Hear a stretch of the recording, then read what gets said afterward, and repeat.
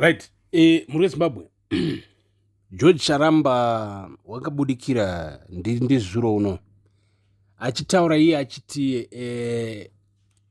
ende waitotaura zvitori nice man zvekutoti unotoona kuti munhu ari kutobhilivha zvarikutaura kana kuti ari kuda kutobhilivhisa zvarikutaura so ipolitics and it was politics manje chinoitika chokuti unogona kutova munhu wezanu ugotova munhu wezanu wechokwadi and ende ugoitawo munhu weopposition ugoita munhu weopposition wechokwadi so vanhu vezanu vechokwadi vanongati vanani kuzvikona George Charamba so hanzi naGeorge Charamba hey guys tiri kuona kune vanhu vari kutaura uko vachishora amendment bill number 3 vachitaura senge constitution yakumbunyikidzwa senge itsi mwana akuzourawa nevanhu vane maevil intentions senge chi I did like anga achitaura kuti kune vanhu vari kushoropodza amendment bill number 3 senge it's a monstrous thing but George Charamba akabva aenderamba achiti aiwazvo constitution hakuzi kutanga kuchinjwa nhasi ndobva atanga kutaura kuti kubva zvekuma1890s uko kubva kwakazodai so kusvika mandevele paakazopinda kumatebhurende akachinja mutemo achita take over nyika yeZimbabwe kusvika pakazouya varungu kuma1898 whatever vakachinja futi vachiuya vachiisa mutemo akazouya akadii achitaura zvekuchinjwa kwebumbiro remutemo ndiJoe Charamba ngachitaura so manje ari kutaura kudaro tisati tapinda mune zvazotaurwa naComrade Knox Chivero avo vanova vakaita take over the Geza revolution so ndo mukuru weGeza revolution as of right now muZimbabwe ende tosi takaona kuti Comrade Chiwenga kuzvino zvabudikira vatanga kutaura vakati no hatisi kuzodzokera kuhurumende yaSmith zvinhu zvacho right so pane maanalysts manje tisati taenda kwese auya achishoropodza George Charamba because already vari kuti George Charamba missed a lot of things because you see unoona mhuri yeZimbabwe chinoitika nechekuti mulife kana iwewe ukapindiwa nemari muhomwe mari ikapinda muhomwe mako you will try to justify whatever it is the cause chaita kuti mari ipinde muhomwe mako you will try to make people understand kuti naimi vanhu don't you just accept this kuti tirambewo tichidla boys and girls tirikuda kudla muda kuti kangasira patiri kudla so maanalyst abva atiyo no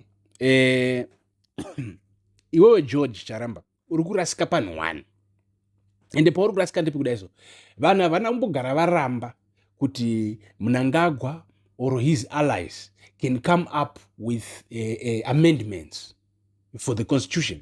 They can come up with those things, those ideas, but they have to follow the procedure. George, inzwaika murezi mako zviri kunzi pane constitution iripo right now yakapedzwa kudraftwa in 2013 and it's the Zimbabwean constitution, right? That constitution ine zvainotaura zvinoti iwe kana ukauya nesomething chiri muconstitution iyoyoyo chakatopiwa emaprocedures acho in that constitution kana chinhu chakadai so chikada kuchinjwa chinofanira kuitwa nenzira iyi follow that path. The moment iyoyo unoda kutadza kutevera that path, that's when people want ndo panojamuka vanhu voti no imimi muri kubatira vanhu, imimi muri madictator, imimi muri nonsonzo, imimi muri chichichi because vanhu havasi kufara. Chinzwai George Charamba neteam, the Zimbabwean people are saying kuchinja length yeterm yapresident zvinoda referendum. Imuno argue moti hazvidi referendum right.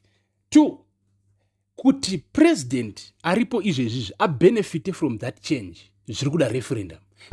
Apo muno argue muchiti so why then is it that muri kutaura zvokuti amendment bill number 3 richavotegwa neparliament?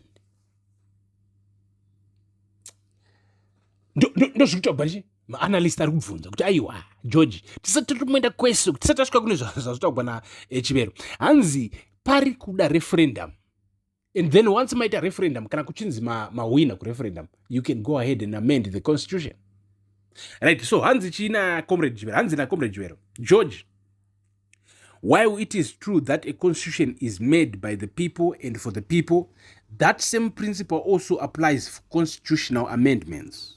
The issue is not simply about whether amendments can happen, but how they are conducted and whether they genuinely reflect the will of the people. Raising concern about the process is valid, especially if there is a perception that it excludes broader public participation. All right.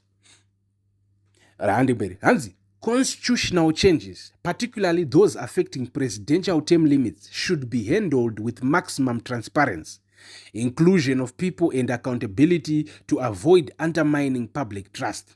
If this amendment truly benefits the nation, it should be able to stand up to full public involvement and go to a referendum. Decisions that affect the whole nation must include the whole nation. Uritsotsi Mnangagwa unyare iwe 7 years unodziziva here iwe. Mune Zimbabwe hanzi president wenyu itsotsi na comrade Chivero. Hanza unyare here iwe. Zvichazo kuti boys auziwo kunyara we. Iwe power rinotombona ronakidza zvekutodaro boys zvekutoti munhu unoda kutofirapo. Apa munhu watova kuma 88 years vakomana achiri kuda kuextenda boys chii chamunoextenda.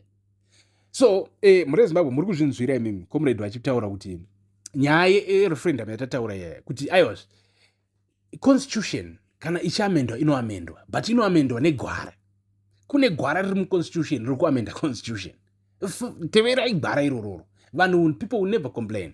Handei kureferendum and let it be free, fair and transparent.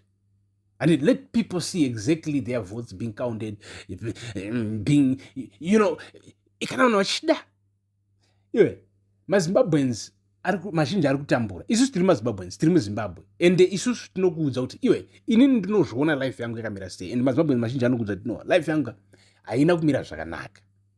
MuZimbabwe, mari inongova nevanayo ivavo. And vanayo, we all, like maZimbabwe mazhinji, they know. Kuti kana uchida kuita mari inohlisa iwewe, it's you join ZANU-PF, but not only that, you have to be lucky also kuti somebody who is at the top there in ZANU-PF anokupa mukana. You understand? It's not just like kana ukajoina ZANU-PF automatically you get rich. Otherwise munhu wese angadai angura joina ZANU-PF. But it's that pane the gatekeepers muZANU-PF kuti ndo vacho vanenge vakabata matomu. Manje ingaita nyika iri nyika yekuti kuita teacher it's useless. Unenge uchingojoka. Yet these are the people that should be paid well because they are the country. Iwe kana teacher, nurse, mpurisa, chichichi, civil servants also akatanga kuora zvakanaka. I tell you, whether uri kutengesa matomatis pakona, and whether uri kutengesa hembe pampedza namo, whether uri kuti your business start booming because civil servants, they are getting paid well and they spend that money and that money starts circulating. Whatever you're doing, marinoshka momomako. And it's like my analyst machine, they will tell you, hey, it's so easy to raise these people's money. Let everybody get paid more than $1,000. Mari iripo yokuita izvozvo. Yakazara mugoride, yakazara mudiamond, riri kutotengeswa, yakazara mari iri kupinda. As taxes kubva big Chinese companies ari kubhadhara tax to government. Iko zvino zvitakuti azobhana raw materials, which means kana dziri mari dzana lithium, it's about to go 20 times more in Texas. So ndose zvichema vana veZimbabwe kuti iwe vanhu ngavaore ava. Once vanhu vaora ava, mari inotenderera. Une tax yako iwewe unotanga kuchaja dola, vanhu vobhadhara dola vasingachemi. Une chii chako mushop mako muri kutengwa, magrocery vanhu vakutenga magrocery vachiita chichichi, vari kuora $1,000. $1,000 ndio yatikuda vanhu vaore. $1,000 kuna teacher. 1,000. And then temporary teacher 1,000, permanent teacher 1.3. Chichichi ndo mari kadzechitaura izvozvo. Kwete kuti kwanzi unongoona wewe because right now muri Zimbabwe pane video iri kutendera yase week no vanga vaenda maybe kuZCC. Imi ZCC yese machurch mamai uya achiita line achipiwa kudai $100 iri ichi. Ndio zvataura kuti mari izere.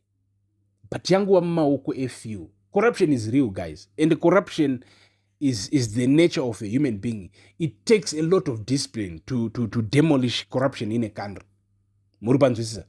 It takes a lot of effort from the president to destroy corruption. And ukasa destroy corruption, believe me, we go nowhere. Nowhere.